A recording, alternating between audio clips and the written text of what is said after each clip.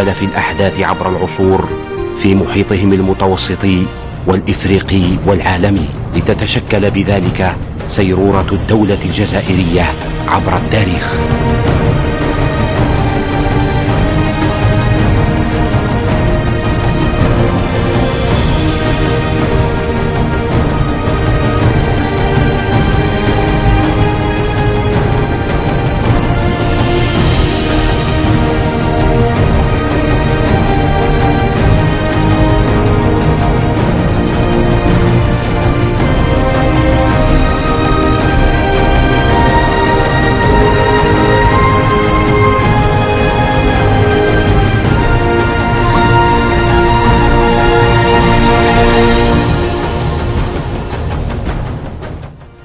يجمع المؤرخون على أن الدولة الجزائرية الأولى تأسست في القرن الثالث قبل الميلاد، حيث ظهرت مملكة نوميديا بقيادة الملك سيفاكس وغايا ثم ماسينيسا.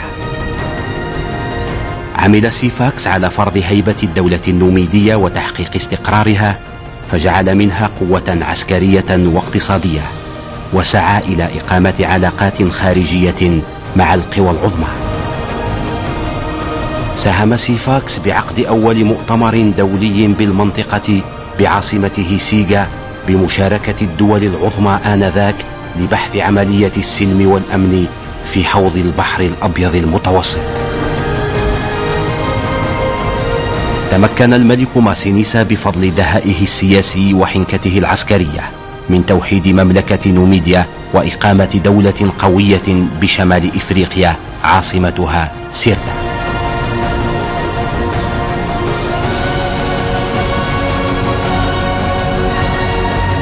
خلال فترة حكمه التي دامت 50 سنة، تمكن ماسينيسا من إرساء نظام سياسي واقتصادي قوي، فصك العملة باسمه وشجع الزراعة وارتقى بوسائل الري، واهتم بتطوير العلاقات التجارية مع الدول المجاورة. في الميدان العسكري أسس ماسينيسا جيشا قويا تجاوز تعداده 80,000 رجل، منهم 30,000 فارس، مما جعل روما وقرطاجة تضرب له 1000 حساب.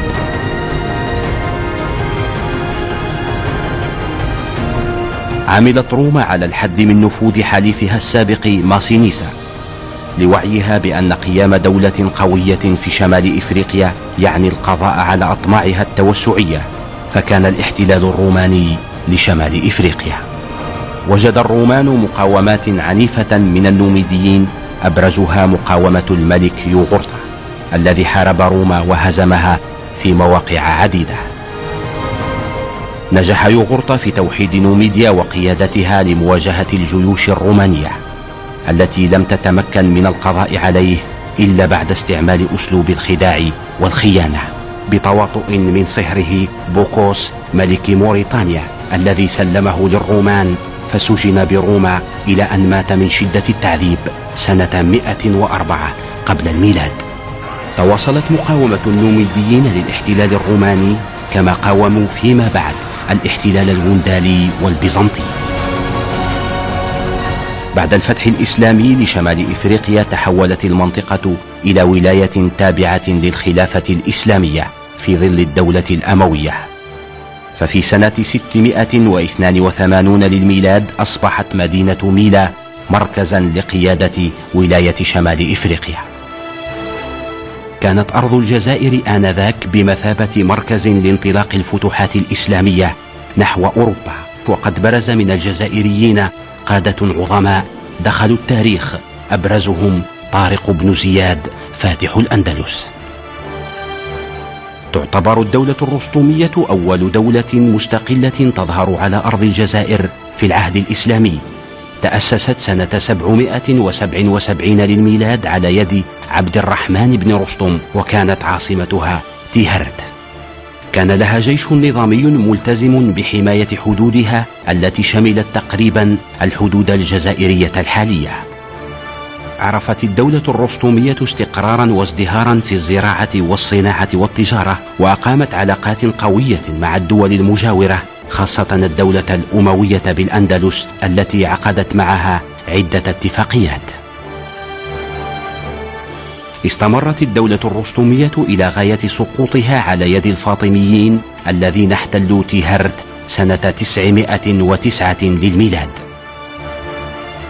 استطاعت الدولة الفاطمية السيطرة على المغرب الأوسط والمغرب الأدنى معتمدة في قوتها على أبناء المنطقة، خاصة قبيلة كتامة التي كانت تشكل عماد جيشها القوي. في سنة 972 للميلاد ظهرت الدولة الزيرية في المغرب الأوسط بعد انفصالها على الدولة الفاطمية.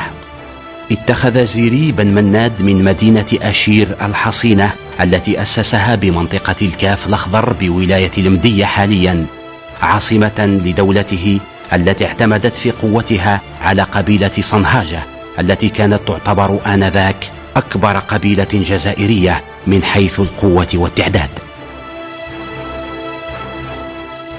تشير المصادر التاريخية بأن بلكيم بن زيري بن مناد الصنهاجي هو من أسس مدينة الجزائر الحالية على أنقاض المدينة الرومانية إيكوزيوم، وأطلق عليها اسم جزائر بني مزغنة، كما ساهم في بناء مدن أخرى منها المدية ومليانة.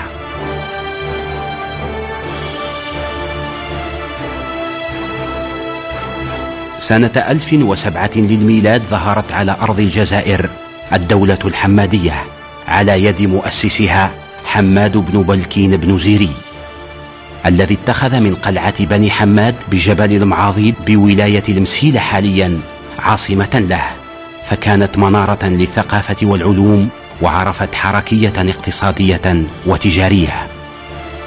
في عهد الناصر بن علي الناس انتقلت عاصمة الدولة الحمادية إلى بجاية التي كانت تسمى الناصرية.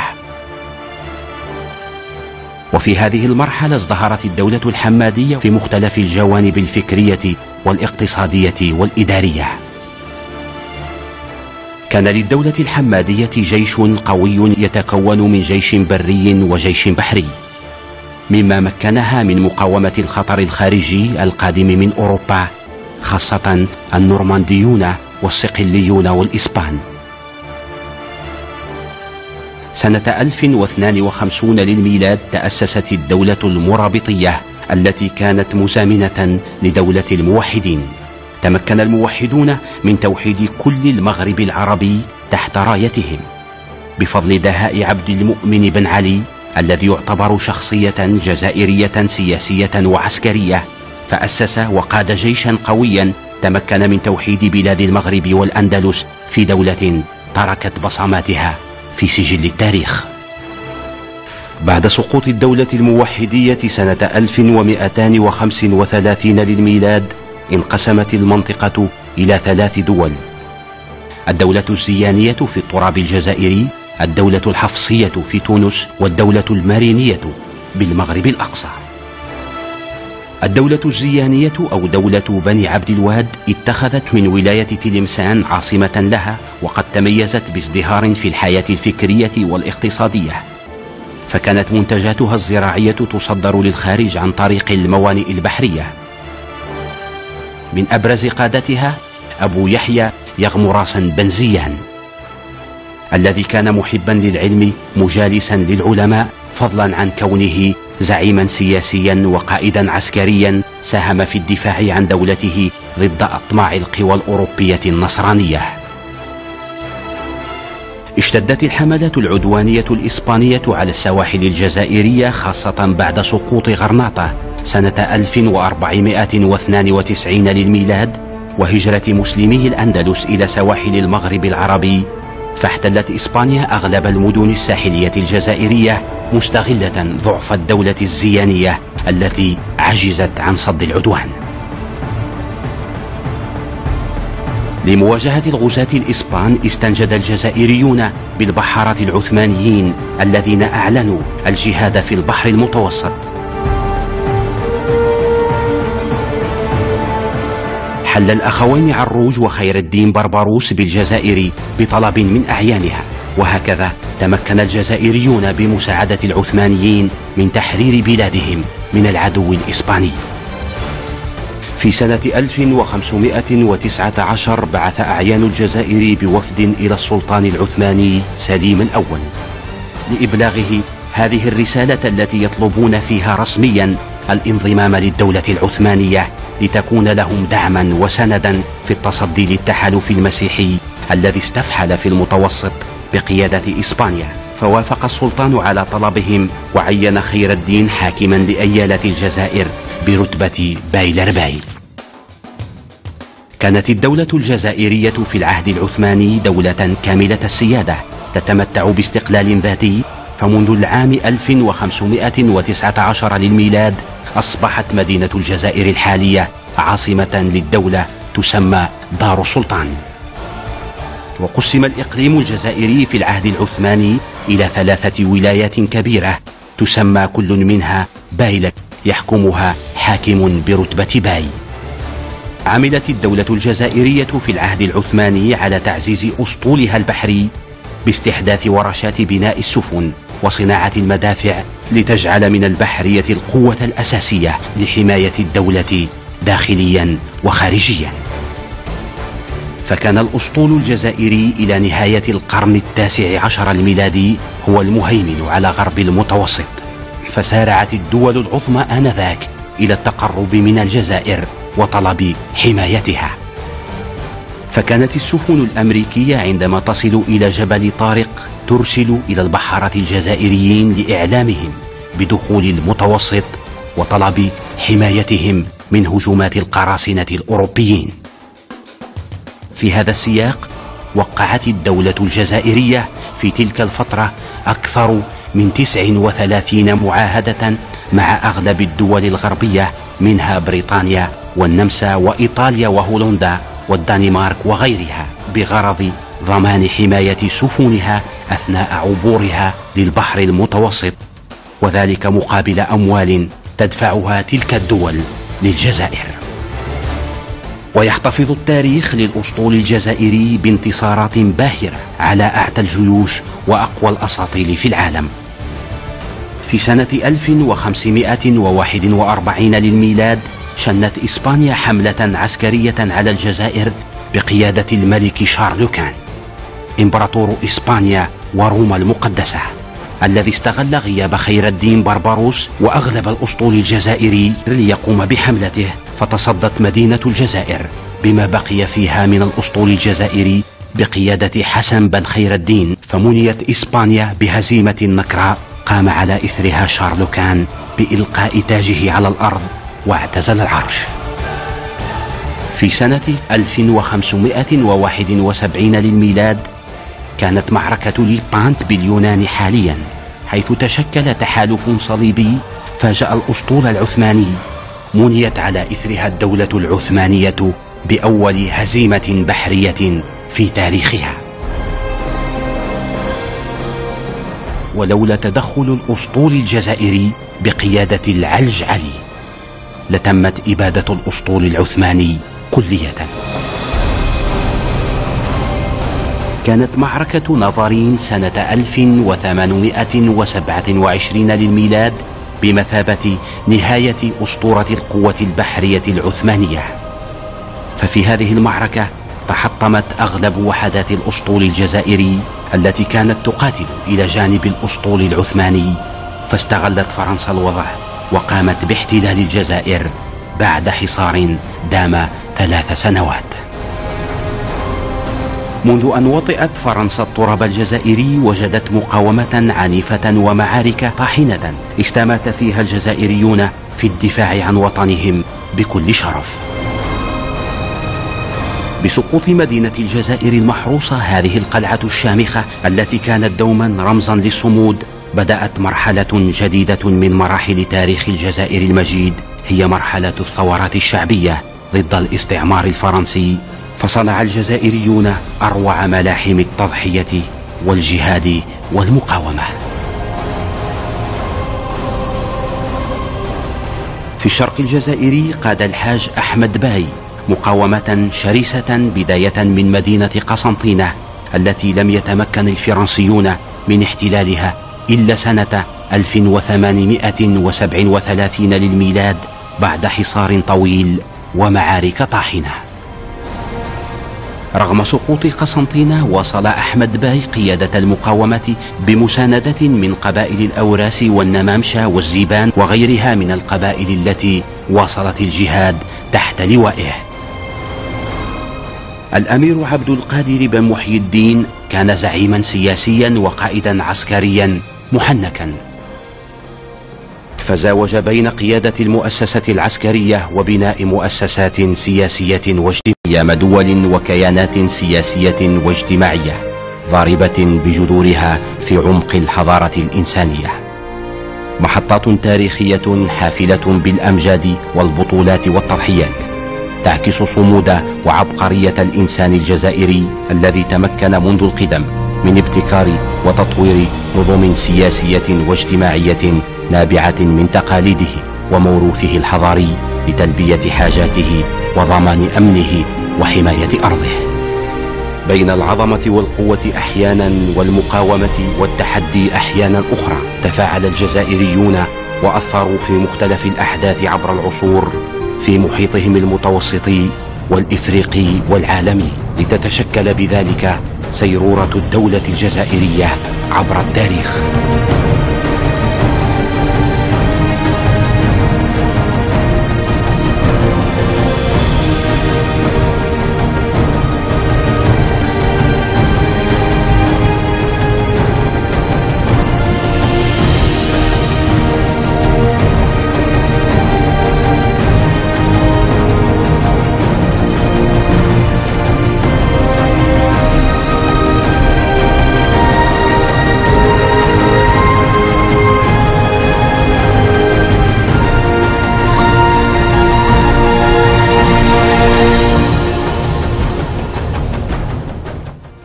يجمع المؤرخون على أن الدولة الجزائرية الأولى تأسست في القرن الثالث قبل الميلاد، حيث ظهرت مملكة نوميديا بقيادة الملك سيفاكس وغايا ثم ماسينيسا. عمل سيفاكس على فرض هيبة الدولة النوميدية وتحقيق استقرارها، فجعل منها قوة عسكرية واقتصادية، وسعى إلى إقامة علاقات خارجية مع القوى العظمى. ساهم سيفاكس بعقد أول مؤتمر دولي بالمنطقة بعاصمته سيغا بمشاركة الدول العظمى آنذاك لبحث عملية السلم والأمن في حوض البحر الأبيض المتوسط.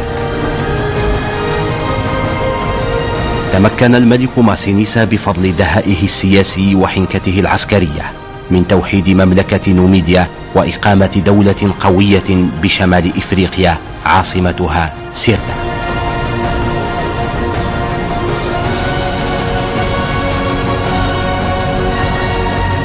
خلال فترة حكمه التي دامت 50 سنة تمكن ماسينيسا من إرساء نظام سياسي واقتصادي قوي، فصك العملة باسمه وشجع الزراعة وارتقى بوسائل الري واهتم بتطوير العلاقات التجارية مع الدول المجاورة.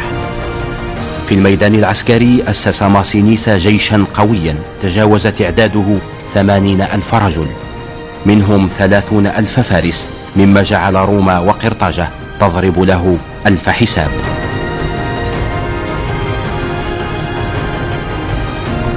عملت روما على الحد من نفوذ حليفها السابق ماسينيسا لوعيها بأن قيام دولة قوية في شمال إفريقيا يعني القضاء على أطماعها التوسعية، فكان الاحتلال الروماني لشمال إفريقيا.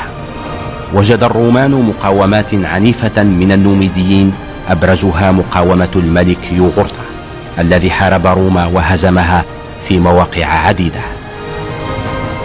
نجح يوغورتا في توحيد نوميديا وقيادتها لمواجهة الجيوش الرومانية التي لم تتمكن من القضاء عليه إلا بعد استعمال أسلوب الخداع والخيانة، بتواطؤ من صهره بوكوس ملك موريتانيا الذي سلمه للرومان، فسجن بروما إلى أن مات من شدة التعذيب سنة 104 قبل الميلاد. تواصلت مقاومة النوميديين للاحتلال الروماني كما قاوموا فيما بعد الاحتلال الوندالي والبيزنطي. بعد الفتح الإسلامي لشمال إفريقيا تحولت المنطقة إلى ولاية تابعة للخلافة الإسلامية في ظل الدولة الأموية، ففي سنة 682 للميلاد أصبحت مدينة ميلا مركزا لقيادة ولاية شمال إفريقيا. كانت أرض الجزائر آنذاك بمثابة مركز لانطلاق الفتوحات الإسلامية نحو أوروبا، وقد برز من الجزائريين قادة عظماء دخلوا التاريخ، أبرزهم طارق بن زياد فاتح الأندلس. تعتبر الدولة الرستمية أول دولة مستقلة تظهر على أرض الجزائر في العهد الإسلامي. تأسست سنة 777 للميلاد على يد عبد الرحمن بن رستم، وكانت عاصمتها تيهرت. كان لها جيش نظامي ملتزم بحماية حدودها التي شملت تقريبا الحدود الجزائرية الحالية. عرفت الدولة الرستمية استقرارا وازدهارا في الزراعة والصناعة والتجارة، وأقامت علاقات قوية مع الدول المجاورة، خاصة الدولة الأموية بالأندلس التي عقدت معها عدة اتفاقيات. استمرت الدولة الرستمية إلى غاية سقوطها على يد الفاطميين الذين احتلوا تيهرت سنة 909 للميلاد. استطاعت الدولة الفاطمية السيطرة على المغرب الأوسط والمغرب الأدنى، معتمدة في قوتها على أبناء المنطقة، خاصة قبيلة كتامة التي كانت تشكل عماد جيشها القوي. في سنة 972 للميلاد ظهرت الدولة الزيرية في المغرب الأوسط بعد انفصالها على الدولة الفاطمية. اتخذ زيري بن مناد من مدينة أشير الحصينة التي أسسها بمنطقة الكاف الأخضر بولاية المدية حاليا عاصمة لدولته، التي اعتمدت في قوتها على قبيلة صنهاجة التي كانت تعتبر آنذاك أكبر قبيلة جزائرية من حيث القوة والتعداد. تشير المصادر التاريخية بأن بلكيم بن زيري بن مناد الصنهاجي هو من أسس مدينة الجزائر الحالية على أنقاض المدينة الرومانية إيكوزيوم، وأطلق عليها اسم جزائر بني مزغنة، كما ساهم في بناء مدن أخرى منها المدية ومليانة.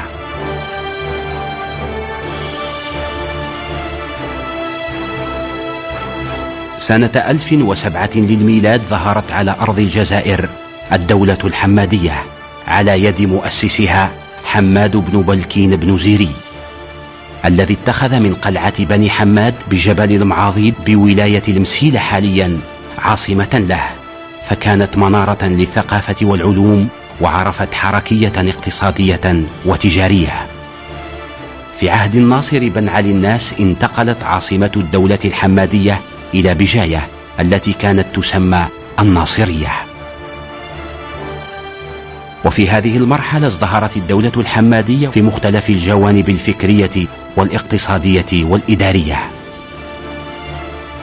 كان للدولة الحمادية جيش قوي يتكون من جيش بري وجيش بحري، مما مكنها من مقاومة الخطر الخارجي القادم من أوروبا، خاصة النورمانديون والصقليون والإسبان.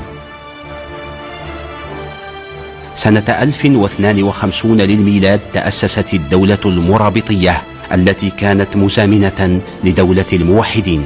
تمكن الموحدون من توحيد كل المغرب العربي تحت رايتهم بفضل دهاء عبد المؤمن بن علي الذي يعتبر شخصية جزائرية سياسية وعسكرية، فأسس وقاد جيشا قويا تمكن من توحيد بلاد المغرب والأندلس في دولة تركت بصماتها في سجل التاريخ. بعد سقوط الدولة الموحدية سنة 1235 للميلاد انقسمت المنطقة إلى 3 دول: الدولة الزيانية في التراب الجزائري، الدولة الحفصية في تونس، والدولة المارينية بالمغرب الأقصى. الدولة الزيانية أو دولة بني عبد الواد اتخذت من ولاية تلمسان عاصمة لها، وقد تميزت بازدهار في الحياة الفكرية والاقتصادية، فكانت منتجاتها الزراعية تصدر للخارج عن طريق الموانئ البحرية. من أبرز قادتها أبو يحيى يغمراسن بن زيان، الذي كان محبا للعلم مجالسا للعلماء، فضلا عن كونه زعيما سياسيا وقائدا عسكريا ساهم في الدفاع عن دولته ضد أطماع القوى الأوروبية النصرانية. اشتدت الحملات العدوانية الإسبانية على السواحل الجزائرية خاصة بعد سقوط غرناطة سنة 1492 للميلاد وهجرة مسلمي الأندلس إلى سواحل المغرب العربي، فاحتلت إسبانيا أغلب المدن الساحلية الجزائرية مستغلة ضعف الدولة الزيانية التي عجزت عن صد العدوان. لمواجهة الغزاة الإسبان استنجد الجزائريون بالبحارة العثمانيين الذين أعلنوا الجهاد في البحر المتوسط. حل الأخوين عروج وخير الدين بربروس بالجزائر بطلب من أعيانها، وهكذا تمكن الجزائريون بمساعدة العثمانيين من تحرير بلادهم من العدو الإسباني. في سنة 1519 بعث أعيان الجزائر بوفد إلى السلطان العثماني سليم الأول لإبلاغه هذه الرسالة التي يطلبون فيها رسميا الانضمام للدولة العثمانية لتكون لهم دعما وسندا في التصدي للتحالف المسيحي الذي استفحل في المتوسط بقيادة إسبانيا. فوافق السلطان على طلبهم وعين خير الدين حاكما لأيالة الجزائر برتبة بايلرباي. كانت الدولة الجزائرية في العهد العثماني دولة كاملة السيادة تتمتع باستقلال ذاتي، فمنذ العام 1519 للميلاد أصبحت مدينة الجزائر الحالية عاصمة للدولة تسمى دار السلطان. وقسم الإقليم الجزائري في العهد العثماني إلى 3 ولايات كبيرة تسمى كل منها بايلك يحكمها حاكم برتبة باي. عملت الدولة الجزائرية في العهد العثماني على تعزيز أسطولها البحري باستحداث ورشات بناء السفن وصناعة المدافع لتجعل من البحرية القوة الأساسية لحماية الدولة داخليا وخارجيا. فكان الأسطول الجزائري إلى نهاية القرن ال19 الميلادي هو المهيمن على غرب المتوسط، فسارعت الدول العظمى آنذاك إلى التقرب من الجزائر وطلب حمايتها. فكانت السفن الأمريكية عندما تصل إلى جبل طارق ترسل إلى البحارة الجزائريين لإعلامهم بدخول المتوسط وطلب حمايتهم من هجومات القراصنة الأوروبيين.